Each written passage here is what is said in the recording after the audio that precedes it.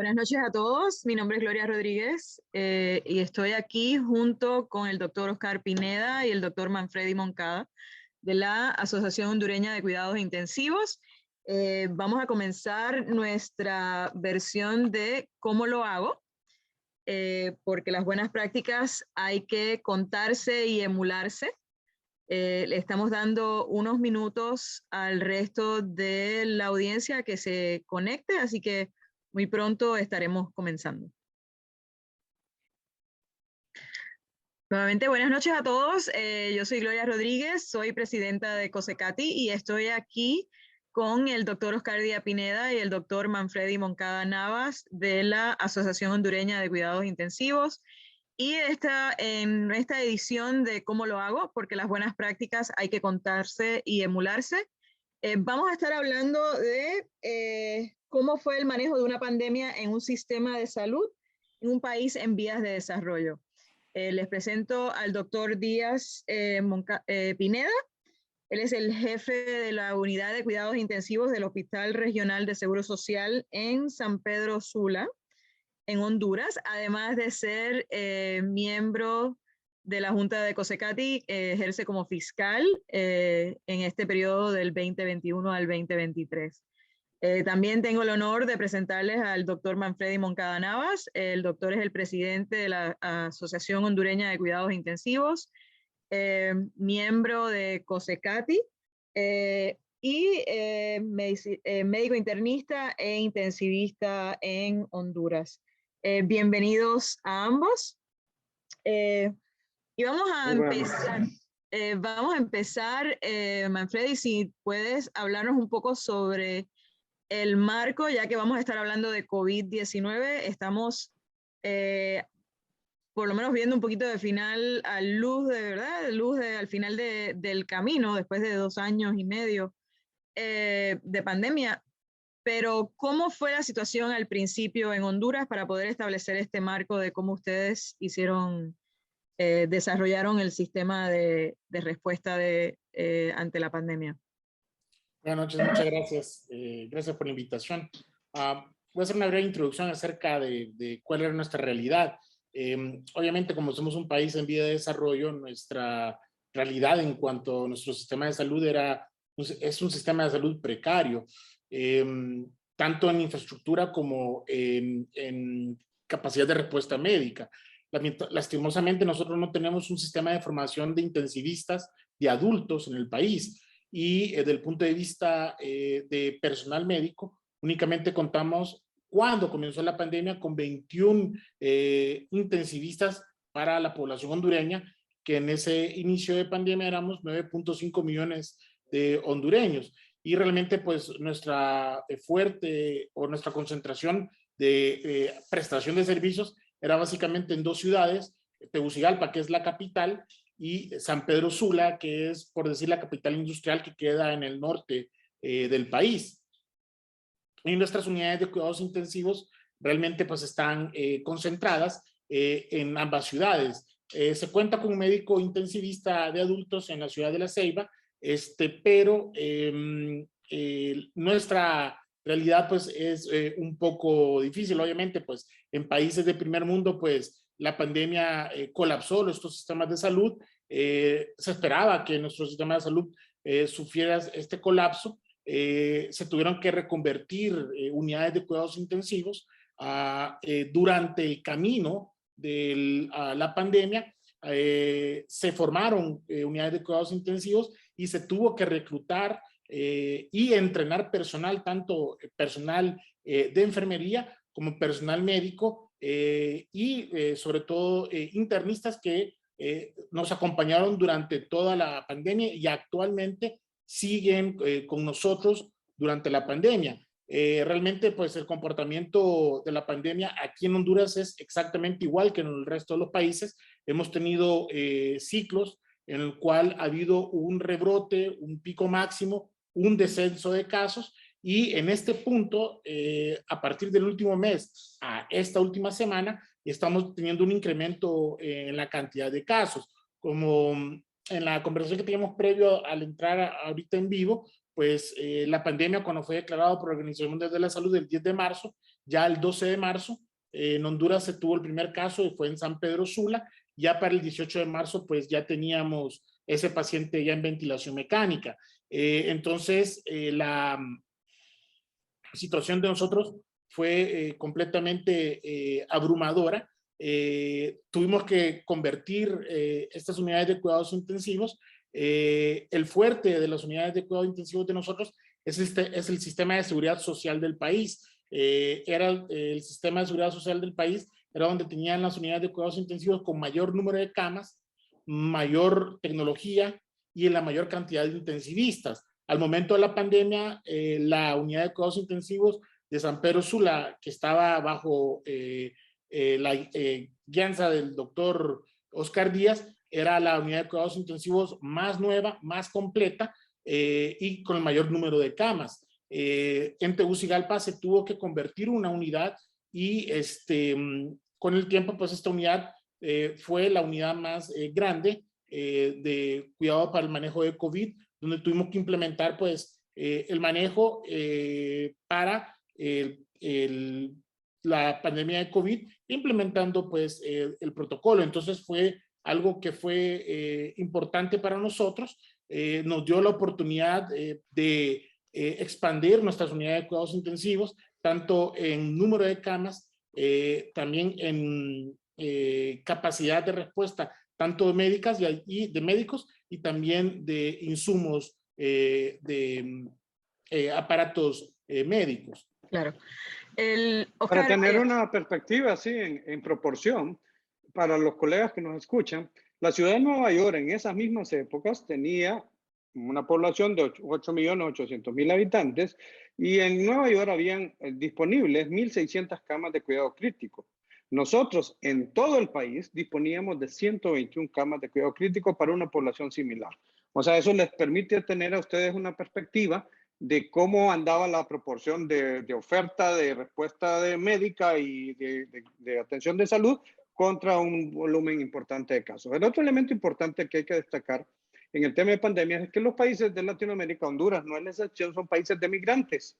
Entonces hay mucho desplazamiento social por los diferentes países. De hecho, los casos originalmente fueron casos que vinieron de hondureños migrantes que se enfermaron en España, en Estados Unidos, y que por razones de acceso al sistema de salud en los países donde ellos han migrado, tuvieron que regresar a su país. Entonces todo eso, pues definitivamente nos encontró con una realidad que tenía que tener un enfoque muy pragmático, muy realista y de optimización absoluta de los recursos. sí, no, y otra cosa que a medida que hemos tenido los diferentes webinars y conversaciones con las otras sociedades miembros de COSECATI, es que contrario a Estados Unidos, donde cada hospital tenía su sistema de respuesta, los países de Centroamérica y Caribe hicieron hospitales especializados de COVID. Y yo creo que eso tiene un beneficio y también tiene pues los retos. ¿Qué me pueden mencionar, Manfredi? La coordinación que tiene que haber para poder lograr hacer estos hospitales especializados en el manejo de COVID. O sea, me imagino que tiene que haber una buena coordinación gubernamental, qué preparación, cómo la sociedad hondureña, la asociación hondureña tuvo un rol en esa parte del inicio. Sí, bueno, a diferencia de otros países de primer mundo donde el sistema de salud es universal, aquí en Honduras el sistema de salud básicamente está constituido por un sistema de salud estatal, un sistema de salud de seguridad social y un sistema de salud privado. Entonces, el sistema de salud de seguridad social, como lo mencioné, de capacidad semi-privado, por decirlo, porque es una capacidad donde aporta la empresa privada y aporta el Estado, es el que tenía mayor capacidad de respuesta estatal en comparación con el sistema de salud propiamente dicho estatal. Entonces, la coordinación de nuestro sistema de salud era un poco complejo, propiamente dicho, por el sistema de salud estatal, debido a que estaba nuestro sistema dividido en un sistema de regiones y un sistema de tercerización de hospitales, donde un hospital de tercer nivel se encuentran los hospitales de subespecialidades. donde el hospital de tercer nivel de la Secretaría de Salud se encuentra aquí en Tegucigalpa, donde en teoría se encuentran todas las subespecialidades, y es el hospital de la Secretaría de Salud más grande, que tiene aproximadamente 1,100 camas censables. Pero la unidad de cuidados intensivos de ese hospital, que era el más grande donde yo trabajaba al inicio de la pandemia, solo contábamos con 5 camas. Lastimosamente, ese hospital no lo podíamos convertir en un hospital especializado para COVID, porque ese hospital daba respuesta a la Secretaría de Salud de todas las subespecialidades, y era un hospital eminentemente de trauma, porque en el país el trauma ocupa una parte importante, por no decir la primera causa de morbimortalidad en el país. Entonces la Secretaría de Salud estaba muy maniatada, a diferencia del Seguro Social, donde el Seguro Social sí se pudo especializar en hospitales, donde se pudo establecer unidades de cuidados intensivos específicamente para COVID y habilitar áreas de hospitalización específicamente para COVID. Ya en los hospitales privados la situación fue un poco diferente debido a la capacidad de respuesta de cada hospital privado. Entonces la coordinación institucional y de país era un poco compleja obviamente pues en el momento álgido de la pandemia pues el sistema sí colapsó. Hubo momentos donde habían pacientes que estaban graves, donde se necesitaban referirlos a un hospital, ya sea estatal o institucional, donde no se encontraban cupos.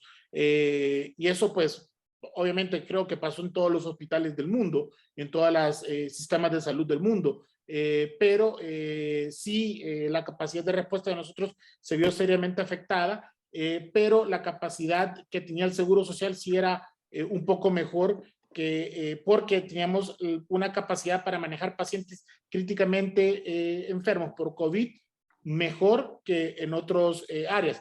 Con el tiempo, en la Secretaría de Salud se aperturó una unidad nueva en otro hospital aquí en Tegucigalpa, y se aperturó una unidad también de cuidados intensivos especializada en este hospital estatal que les menciono, que es el hospital de tercer nivel de la Secretaría de Salud. Y en San Pedro Sula también se habilitaron 2 unidades de cuidados intensivos en hospitales estatales para el manejo de los pacientes con COVID. Entonces la coordinación sí, a pesar de que había una colaboración constante entre las autoridades, pero sí fue algo complejo.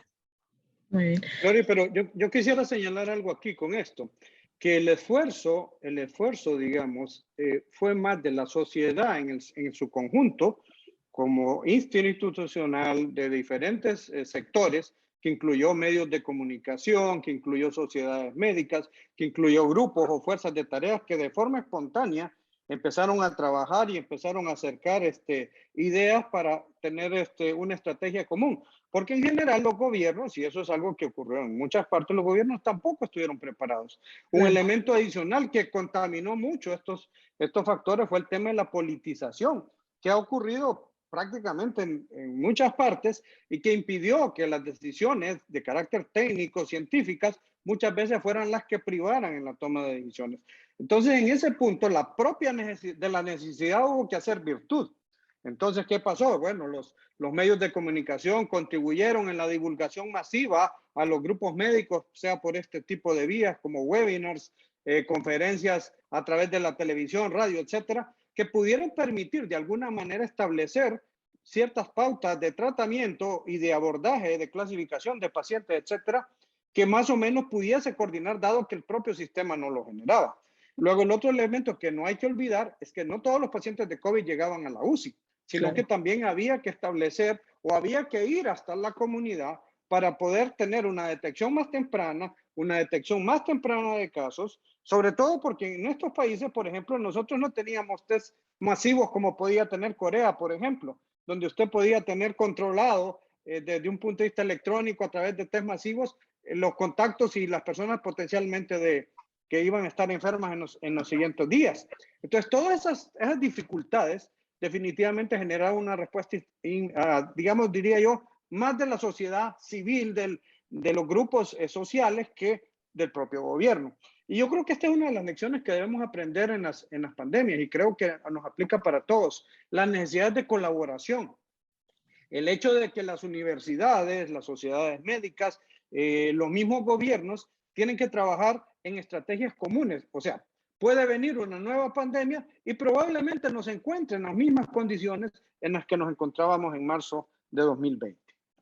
Porque sobre todo, perdón, sí, porque una de las estrategias que se utilizó fue que al principio se fue a intentar a buscar a las comunidades los casos de inicio de COVID, pero eso al tiempo, pues obviamente la capacidad de respuesta no era suficiente y se establecieron centros de triaje en la periferia de la ciudad donde se detectaban casos de pacientes leves y los pacientes que tenían casos que eran moderados o severos se referían a los hospitales. Pero en esos centros de triaje se hacían pruebas que al inicio pues eran, como dice el doctor, pero eran limitados porque no, pues, no se contaba con pruebas suficientes de PCR, pero una vez que se pudo obtener ya pruebas de antígeno, fueron un poco más prontas y un poco más masivas las pruebas. Claro, eso no alcanzó, pero esos centros de triaje también pues pudieron ayudarnos a detectar pacientes tempranamente y pacientes en casos leves, y eso también pues pudo ayudarnos un poco a contener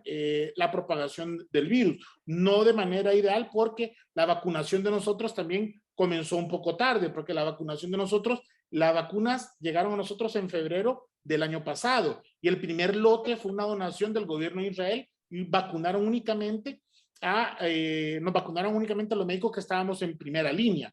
Y eso fue los primeros que nos vacunaron. Y las vacunas para la población llegaron hasta un par de meses después. Entonces, eso también pues contribuyó a que la pandemia pues fuera un poco más difícil el control, pero la actividad de la sociedad civil y la actividad también en cuanto a tratar de contener estos casos de manera temprana, pues mitigó un poco la pandemia. Obviamente, pues la educación que se hizo, sobre todo, como dice el doctor, pues por parte de la sociedad civil, porque el gobierno se vio sobrepasado por la pandemia. Gracias por ese marco. Quiero entrar a la parte que entiendo que fue sobresaliente de la respuesta de ustedes y es el abordaje multimecanismo. Los felicito por publicar 2 artículos, porque eso también demuestra que en Centroamérica y Caribe podemos hacer algún tipo de estudio, de publicación y seguir expandiendo la ciencia, y eso es algo que entiendo que tenemos que compartir. Oscar, ¿qué es lo que es el abordaje multimecanismo? Bueno, si usted recuerda, ahí como a mediados de marzo todavía no entendíamos muy bien la fisiopatología de la enfermedad y empezamos a tener idea de un poco de cómo andaba la situación, sobre todo en los pacientes que morían, con los primeros reportes de autopsia que hubieron en los casos de Italia, que nos empezaron a hablar ya de un fenómeno de hiperinflamación, que empezamos a ver que nuestros pacientes tenían marcadores, sobre todo los que morían persistentemente elevados, incluyendo PCRs altas o ferritinas altas, y empezamos también a ver que los pacientes tenían, además de complicaciones inflamatorias excesivas, además fenómenos trombóticos. Entonces, eso nos planteó una situación. El enfoque original de la Organización Mundial de la Salud era alrededor de buscar el antiviral adecuado, y únicamente ese era el enfoque incluso desde el punto de vista de investigación. Pero sin embargo, no estábamos entendiendo un poco qué ocurría con el efecto del virus y la interacción con el sistema inmunológico.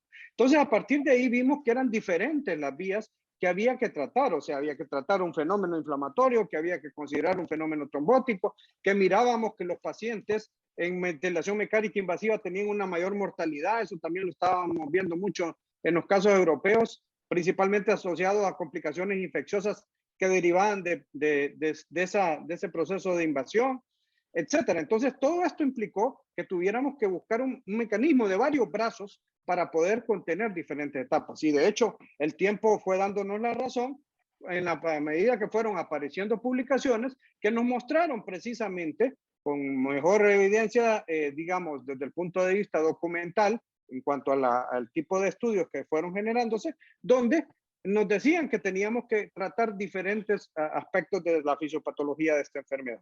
Entonces, ese cambio, ese pensar fuera de la caja, ese think outside the box, que era necesario porque, o sea, si nosotros teníamos 120 camas de cuidado intensivo y teníamos 1000 pacientes críticos del COVID, nos iban a quedar 900 afuera, ¿qué íbamos a hacer con ellos? Teníamos que tomar decisiones pragmáticas y buscar alternativas. Entonces ahí empezaron a buscarse alternativas como la pronación temprana, alternativas como podía ser el empleo de flujo alto, que al principio era un lío por el asunto de los aerosoles. Ninguna de las unidades de nuestro país, por ejemplo, tiene sistemas sofisticados de purificación del aire, y eso son altamente costosos y no es que se instalan en un par de semanas. Entonces, todo este tipo de cosas obligaba pues a pensar de una forma creativa, pero al mismo tiempo fundamentando en lo que íbamos aprendiendo. Eso implicaba por lo mismo tener que estar en contacto con grupos médicos de todas partes, y yo creo que esto es un pensamiento que yo transmito ahorita a los colegas, la necesidad de que tengamos redes en nuestros países, porque nosotros no podemos depender exclusivamente del ensayo clínico controlado que va a salir en la revista de Nueva Inglaterra dentro de un año, si nosotros tenemos realidades diferentes. Incluso hacer investigación en estos países es una quijotada, no hay presupuesto. Todos estos estudios, estos papers que hemos compartido con ustedes, son hechos así, en función de actividades más bien de voluntariado, o sea, de gente entusiasta que pone su tiempo y su esfuerzo, y por supuesto la colaboración de algunas universidades, como fue la Universidad Nacional o la Universidad de Texas A&M, con las cuales pudimos tener mucha integración y poder analizar posteriormente los datos para que tuvieran alguna relevancia metodológica. Entonces, yo creo que, Gloria, esto es un punto importante, la necesidad de redes, y esto no solamente nos implica países como el nuestro, sino en general, en el mundo es necesario compartir información y compartir experiencias. Sí, no, yo creo que enfatizas muy bien la necesidad de redes, y a medida que con la tecnología y la globalización el mundo se hace pequeño, porque ya entonces uno está en contacto con varias personas ahora mismo, ¿no? Que tenemos diferentes países juntos en un solo sitio. Y eso es uno de los beneficios, pero ¿cómo la rapidez de la cantidad de estudios que salía, que entonces tal vez no pasaba por un sedazo científico, cómo eso también les podía haber afectado con el abordaje multimecanismo? Yo creo que un punto importante aquí es el tema metodológico. Ya si entramos un poco en materia en función o sea, si usted va a preparar un ensayo clínico controlado, placebo, doble ciego, controlado, va a necesitar muestras bastante grandes, va a necesitar un tiempo importante de estudio y va a necesitar muchos recursos financieros.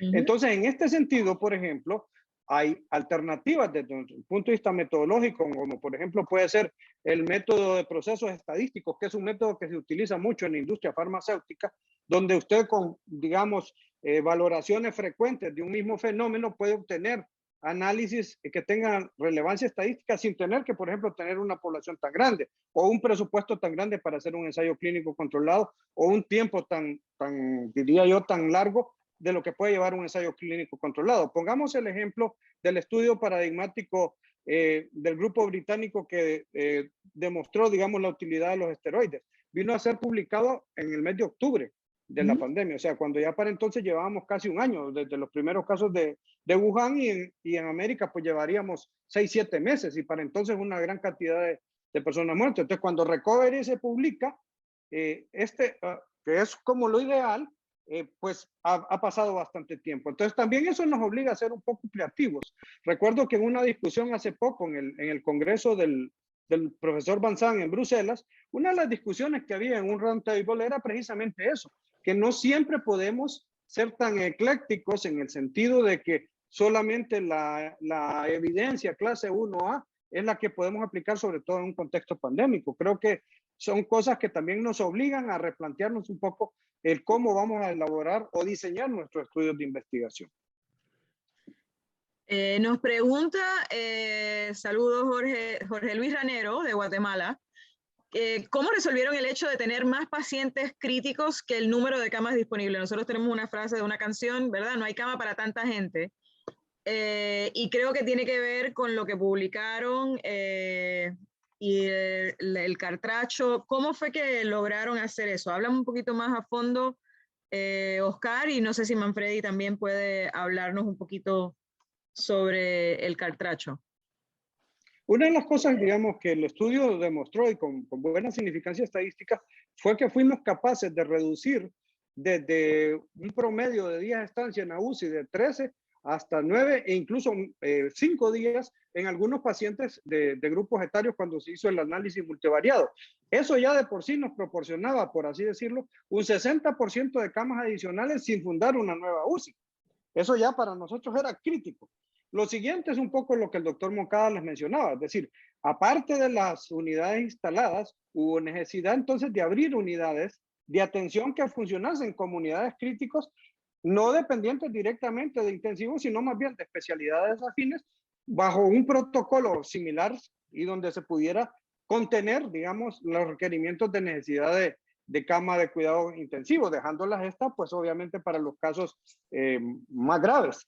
En este sentido, creo que una de las cosas que nos ayudó mucho fue el llevar adelante los sistemas de soporte de oxígeno, sobre todo flujo alto, ventilación no invasivo y pronación voluntaria, en pacientes que, por ejemplo, no estaban intubados, que facilitaban su cuidado de enfermería, que no requería, por ejemplo, el cuidado de enfermeras especializadas o que íbamos entrenando en el curso del tiempo.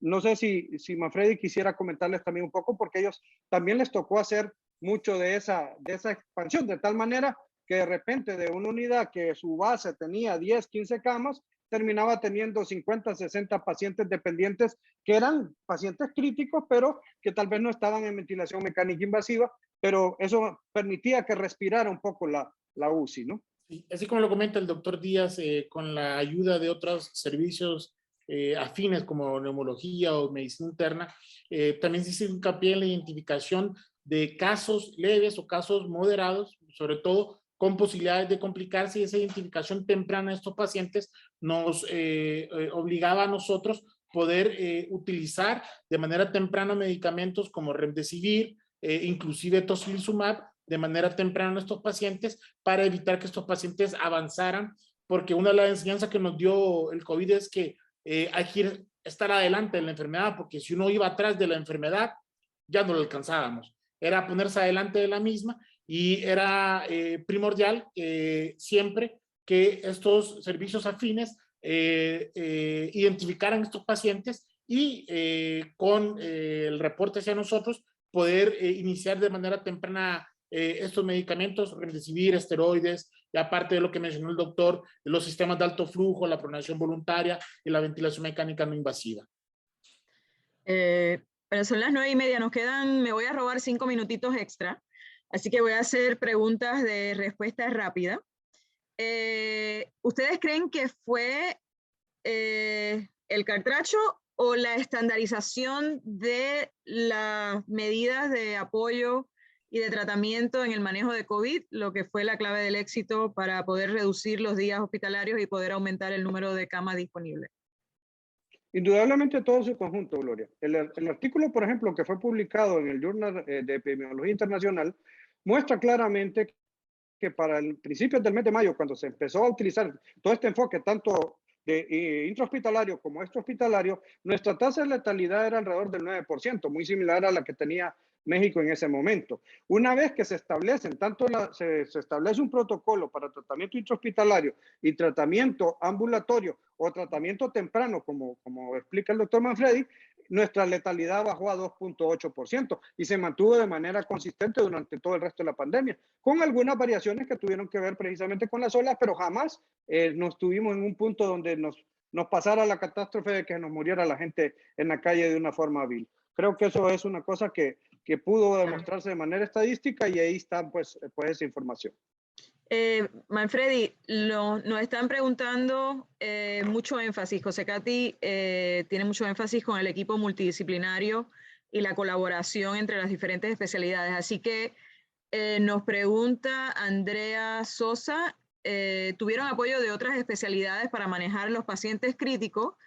Y de igual manera, ¿cuál fue la experiencia de manejo mecánico ventilatorio de médicos internistas u otras especialidades ante la falta de intensivistas? ¿Cómo fue esa estrategia? Sí, fue un manejo conjunto, realmente se tuvo apoyo sobre todo de los servicios de medicina interna y de sus especialidades, neumología, reumatología, inclusive endocrinos, ¿verdad?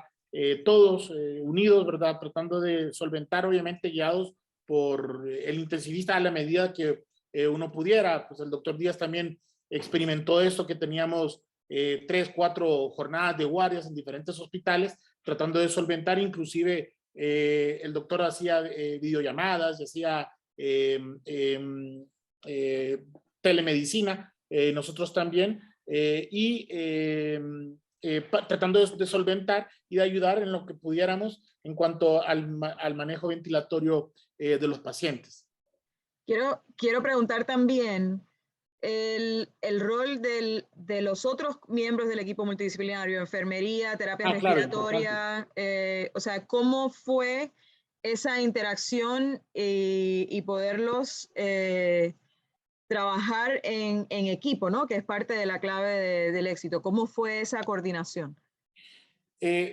La coordinación de los otros equipos afines como terapia respiratoria, enfermería auxiliar, las licenciadas en enfermería, por ejemplo, la experiencia que nosotros tuvimos es que al estar tanto tiempo con los pacientes, la identificación ellos nos ayudaban y sobre todo no tuvimos nosotros mortalidad con el tiempo después en nuestro personal, obviamente ayudado por la vacuna, pero también por estar día a día con los pacientes, porque uno va haciendo una curva de experiencia en el manejo de los pacientes y pues éramos un equipo completo de trabajo. Entonces sí, éramos todos por lo menos tratando de solventar estos problemas. Claro. Hubo mucho trabajo en equipo. De hecho, hasta la fecha, todavía existe un programa muy bonito de rehabilitación. Los rehabilitadores al principio no querían entrar, por ejemplo, en la rehabilitación temprana por el miedo al contagio, pero resulta que al cabo de un mes, cuando ya empezaron a salir los primeros pacientes, desde entonces se hizo todo un proceso que involucraba tratamiento rehabilitatorio desde la UCI, en el hospital y posteriormente en los centros de rehabilitación ambulatorios, y el equipo hospitalario, por supuesto, yo diría de auténticos guerreros y héroes que son realmente los verdaderos representantes de una respuesta de un país que pudo haber ido muy mal si no hubiera sido por el concurso de su gente. Miguelina Pichardo de República Dominicana nos pregunta, me gustaría saber si utilizaron Teleuci en algún momento para el manejo de algunas unidades y qué tal la experiencia. Principalmente con el apoyo de Miguel Sierra. Miguel Sierra es un médico intensivista hondureño que trabaja en Texas.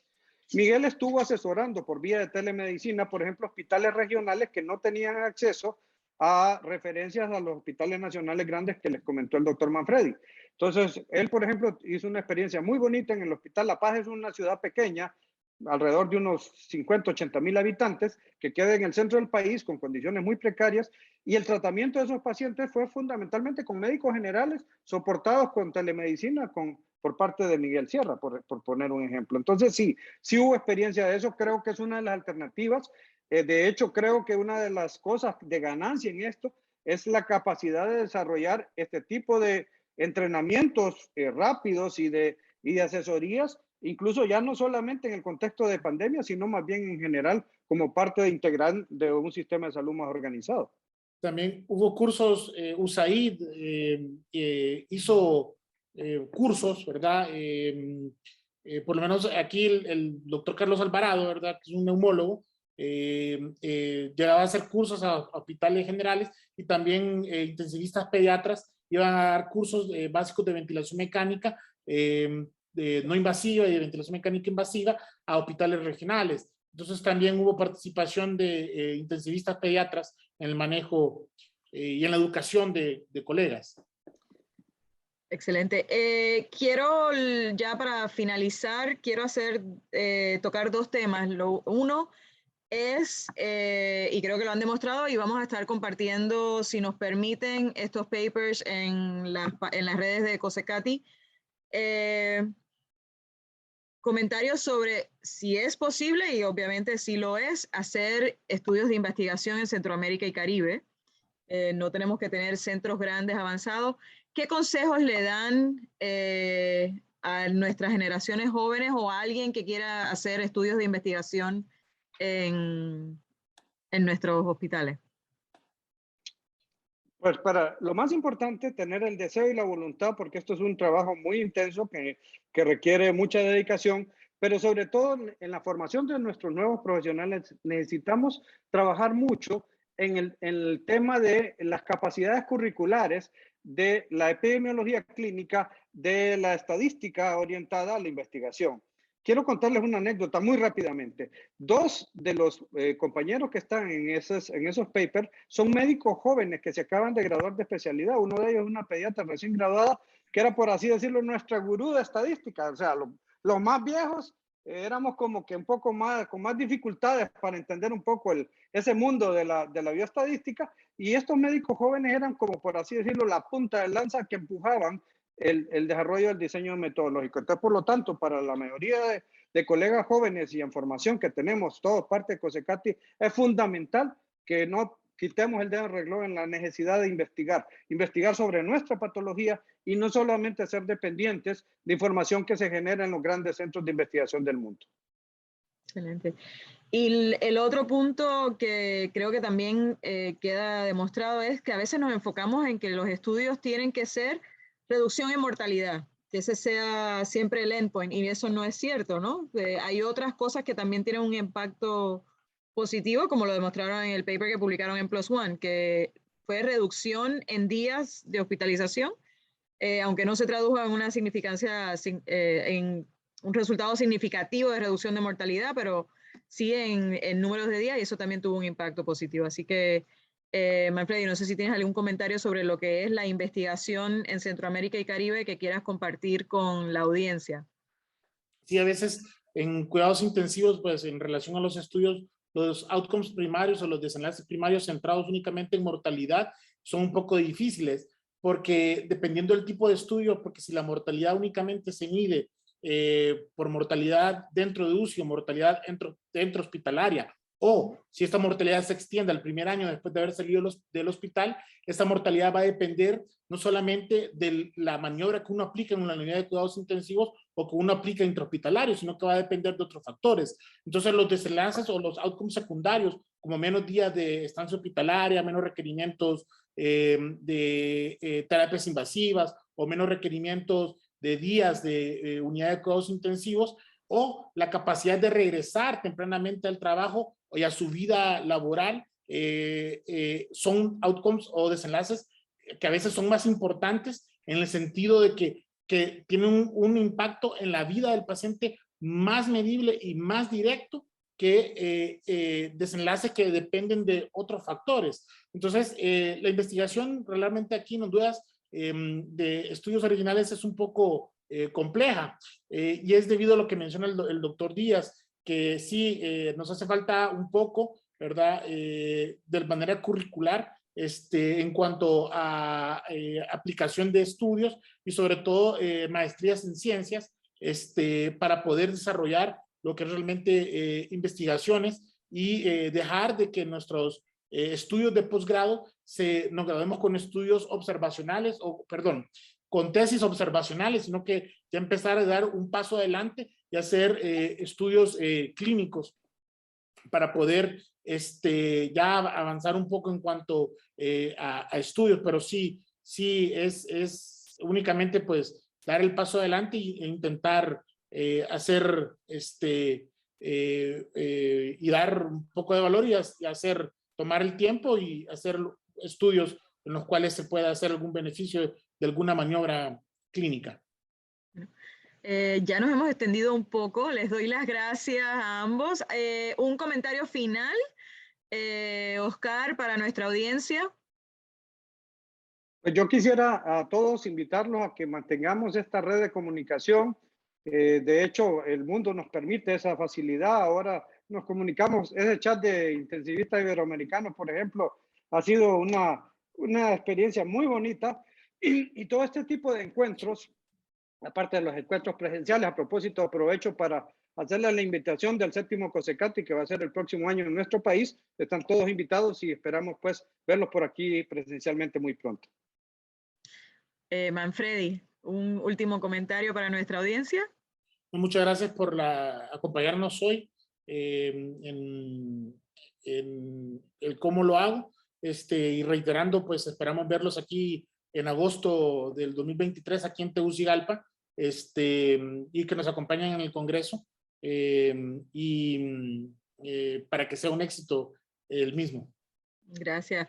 Y queremos darle las gracias a nuestra audiencia por haber participado, a Oscar y a Manfredi por este conversatorio de cómo lo hago, porque las buenas prácticas hay que contarse y emularse.